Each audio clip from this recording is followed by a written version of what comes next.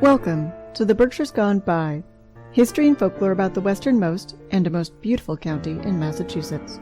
I'm your host, Brooke. How about an episode of things otherworldly? This is a show about Berkshire history and folklore, after all.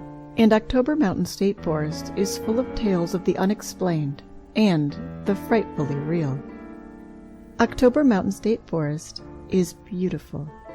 Lakes, trees, fields, suspended above the surrounding towns. It gets its name for October Mountain, which was given that title by Herman Melville. He could see the mountain in the distance from the windows of his home called Arrowhead in Pittsfield. He first penned its description in 1853 in a work entitled Cock-a-Doodle-Doo. He wrote, "On account of its hampered aspect in that month." He later wrote a second piece called October Mountain for Putnam magazine. It's also said that the long rise of the mountain reminded him of the back of a huge whale, and was perhaps in part the inspiration for his novel Moby Dick, which he wrote while living in the Berkshires. October Mountain State Forest takes up 16,460 acres and sits mostly in the town of Washington, Massachusetts. Its edges overlap into the towns of Lenox, Lee, and Becket. It is the largest state forest in Massachusetts. But at one time it was a thriving village like any other Berkshire town in their early days. Families kept afloat by harvesting and selling timber from the virgin forests and farming whatever could grow in the shallow soil, and survived the terribly brief summers. High upon the mountain, the spring comes late and the frost comes early.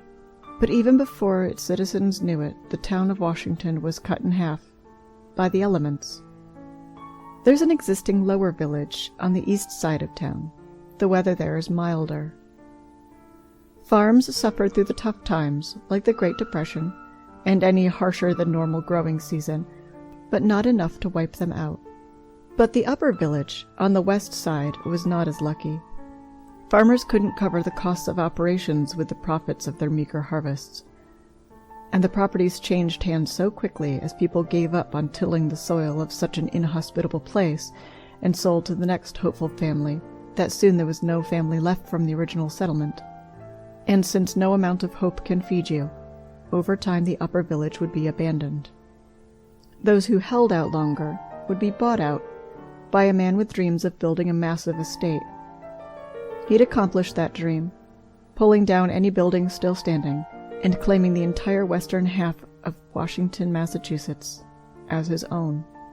He'd build his great hunting lodge, named the Antlers, high upon the mountaintop. But that wouldn't last either. After the death of his wife, he'd not return, and would die a year later. After sitting unattended for about a decade, the state began to buy back the land and take down the remaining buildings, including the elegant lodge. It had suffered too many years uncared for to be saved. The Antlers was demolished. In 1915, the land would be opened to the public as a state park. Despite the homesteads of the long ago being torn down, there's still a lot of evidence of the lost village in the park. At the crossroads called the Four Corners by locals, where West Branch Road and Lenox Whitney Place Road meet, there once stood a cluster of homes and a little schoolhouse. Not far along West Branch Road, to the west, where it meets Schoolhouse Road No. 2, perhaps a misleading name because the actual schoolhouse was back at the Four Corners, were a few more homes and a cemetery. More homes were scattered far-flung among the country lanes. Some of their foundations are even planted on the land that would later be flooded to create the October Mountain Reservoir. People claim there's some sort of power at the Four Corners. They claim that that power comes from the way they align with the 4 points of a compass, and because of the age of the roads themselves. But that must not be. The maps I've consulted of the early village show that that crossing didn't exist at the time people lived there. Lenox Whitney Place Road came from the north and met West Branch in a T intersection.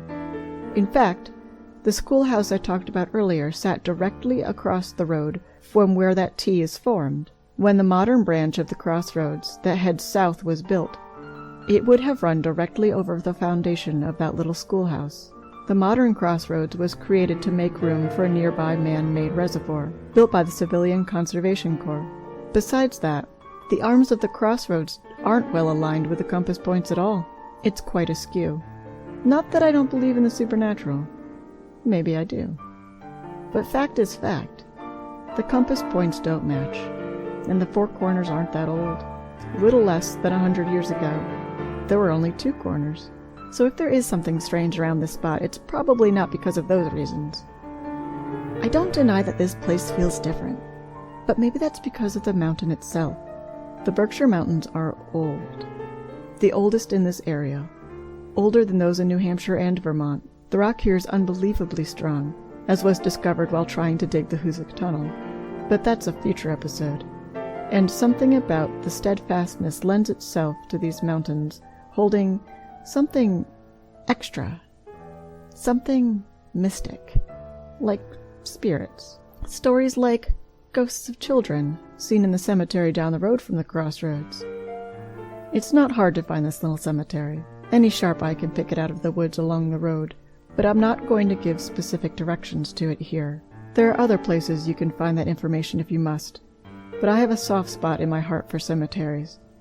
They are a treasure trove of early American hand-carved art, and it saddens me beyond words to see the current state of this little graveyard. Over the years, I've seen more and more of these lonesome stones newly smashed and shoved over, and I don't want to guide any more people who might have vandalism on their minds to this spot. This cemetery that once boasted a good number of standing stones now appears, to someone who doesn't know any better, to hold only a few graves. In fact, 39 people, if not more, were known to be buried here. A few of the graves are those of children. Perhaps it's these children's spirits that haunt this spot, and mourn for the desecration of their final resting place, and the complete disrespect for the only remnant of their existence. There are, in fact, at least 5 children buried here. 2 girls, 2 boys, and an unspecified infant. The spirit showing itself in this burial spot is said to take the form of a simple floating light, and sometimes an entire transparent figure of a little girl. But it may have been that of a little boy. At the time it was common to dress small children the same. Even little boys wore frocks and long curly hair until they were old enough to wear short pants. This was called breeching, and could be a hard day for a mother, seeing her little son's long curls cut and wear his first pair of breeches. So the figment floating in the night air could have been either. Strange lights have also been seen far above, high in the sky. Not the first time or the last time mysterious lights have been witnessed in the Berkshire night. Around 1970, when Camp Eagle was still open, a scout there witnessed 2 unusual lights in the sky. They moved about and returned to one spot repeatedly. They were absolutely soundless and soon bolted away into the distance at high speed. Other strange things, of a very different variety, have happened in the forest too, around the same spot. In 1938, an incident shook 2 men so deeply that they took their story to a local paper. The Berkshire Eagle told the tale. I quote, "It stood on 2 legs, silhouetted on the trail, in the moonlight. It was huge. I don't scare easily, but it scared me." So said Eric Durant, age 18. He and his friend had been picnicking at the by then abandoned Boy Scout Camp Eagle. Durant's companion was Frederick Parody, 22. He liked to hunt, and when the pair heard a strange noise in the woods, in the darkness away from the firelight, they followed in their car. They spotted the animal in their headlights, but found a huge, hairy creature in the woods. He knew at once it wasn't a bear. Parody hopped from the car and tried to approach the beast, but the creature took off quickly. He and another person returned the next day and claimed that they spotted the creature again around the same spot, but just as soon as they'd seen it, it was gone again in no time at all. The 1989 incident occurred as follows. A hiker near the top of the mountain spotted a beast a distance away. What he at first thought was a bear in the thick underbrush. He pulled out his binoculars, and what he saw was not a bear at all. It stood erect like a human-like face and long gangly arms. It was covered in long reddish-brown hair. It seemed to be digging around the soil for something, perhaps food, but as it did, it neatly stacked the rocks it moved. Upon being certain that it was not just a human in a fursuit, the hiker ran off from the frightening creature and out of the woods. High up on the mountain, the ghosts of lives can be found easily enough. Stone walls web the land, and are dotted with cellar holes where people once lived their day-to-day existences. In the homes built upon those foundations that remain, people were born, grew, hoped, loved, lived, and died, and perhaps stayed forever. Some people say that accidents create hauntings, that a person's spirit can be startled out of the body during an accident, and that spirit might linger because of the confusion. There were 2 bad accidents that took place long ago before the land was made into a park, and monuments were erected to them on the spot where the accidents occurred. It's an old English tradition to remind people passing to be careful or risk the same fate. In some respects, it continues to this day, with the semi-temporary roadside memorials that pop up after car crashes. The Stone House Cemetery is where Anthony Ames is buried. In fact, he was the first person buried there, and his stone still stands. But he died along a road, and a monument was erected there as well. Anthony was traveling in a sled loaded with handmade slates. His plan was to sell them in Hartford, Connecticut, but the sleigh turned over, and he was killed. The date was February 24th, 1808, and he was 55. The monument stood on the side of Washington Mountain Road, which slips along the edge of the modern state forest. Around the year 1900, some kids with dynamite decided they would have some fun. They blew this monument up. The stone with its carving and the stones of the base were tossed about by the blast, and after some time the marble slab and its words were forgotten. Then, in the 1940s, someone called from the town of Westfield, Massachusetts. It seemed that 40 years before, their family had summered in Washington, and when they'd left, they'd taken with them the monument, and now that they were moving again, they wished to return it. It's kept now in the old town hall, but its carving is so worn from spending the last 40 years as a garden bench that it's almost unreadable. A second roadside memorial was put up near Ashley Lake. It read, "Stephen Chappell, son of William Chappell, was instantly killed by a fall from a horse at this place, September 6, 1813, aged 18 years. It used to stand on the road that went down to Lennoxdale, but much, much later, hunters began to take shots at it for fun. Caretakers concerned for its preservation took it down, but where it ended up is unknown. The man who built the great estate, the one who bought the land that would later become October Mountain State Park, was named William Whitney. It's said that his spirit can be seen wandering the land around his estate with a loyal hunting dog by his side. The part of this story that strikes me as untrue is that people like to add that he died when his estate, the Antlers, caught fire in 1929. I'm not saying that he doesn't hunt his old property. I'm not saying that the Antlers didn't suffer some fire damage. It very well may have. It was abandoned and deteriorating for about a decade, but I know for a fact that William Whitney did not die in a fire. He passed in 1904 and is buried at Woodlawn Cemetery in the Bronx. He definitely never saw 1929, and physicians of the time were fairly certain that his cause of death was a ruptured appendix. And the Antlers never suffered any fire damage large enough to make it into the local papers. Nor was it still standing in 1929. But maybe the Antlers was his favorite house. Maybe he came back to haunt it. Or perhaps this story is bunk, and he chose to haunt one of the 10 other estates he owned. In another instance of a spirit haunting an estate, Bucksteep Manor, a Gilded Age estate across the street from the park, is said to be haunted by the spirit of a monk. I'm not sure why anyone thinks this makes sense. There's no apparent reason why a monk would be haunting a Gilded Age manor. Perhaps it's not really a monk at all, but rather the spirit of someone wearing a bathrobe, mistaken by modern eyes as a monk. Either way, there's a good way to find out. Bucksteep Manor is an inn and an event venue. You can spend the night and perhaps witness this apparition on your own.